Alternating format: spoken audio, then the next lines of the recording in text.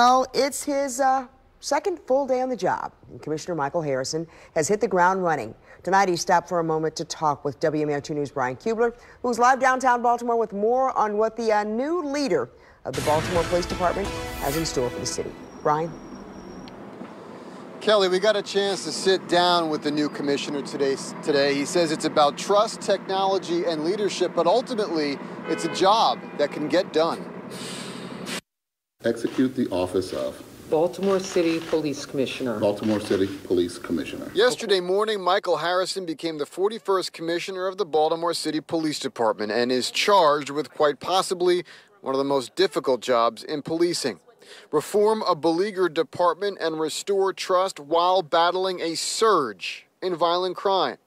And all of it, he says, starts with a change in culture and repairing relationships. It is convincing our constituents and our taxpayers who pay for our services that we can self-correct and that we can self-manage and we can self-supervise and then discipline and investigate ourselves and hold ourselves accountable. That's a colossal task, is it not? That is a colossal task, but that's what I'm here to do. Harrison says he's done it in New Orleans and he thinks he can do it here. It requires technology, cultural and mandated reform, and most importantly, talent.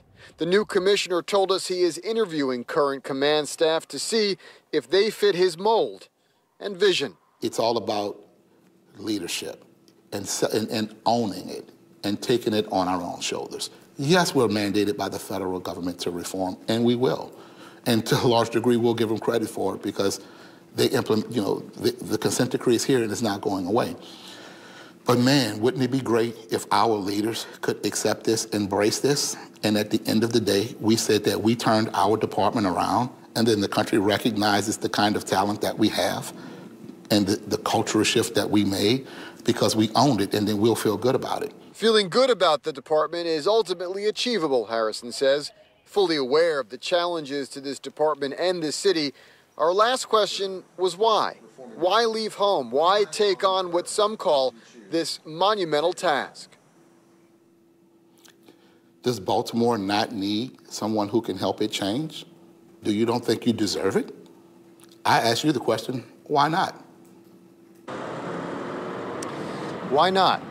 Harrison says you'll see a lot of changes right away. He believes in transparency, he says, but right now he is continuing to evaluate the talent he currently has inside this Baltimore Police Department. For now, we are live in downtown Baltimore this evening. Brian Kubler, WMAR 2 News.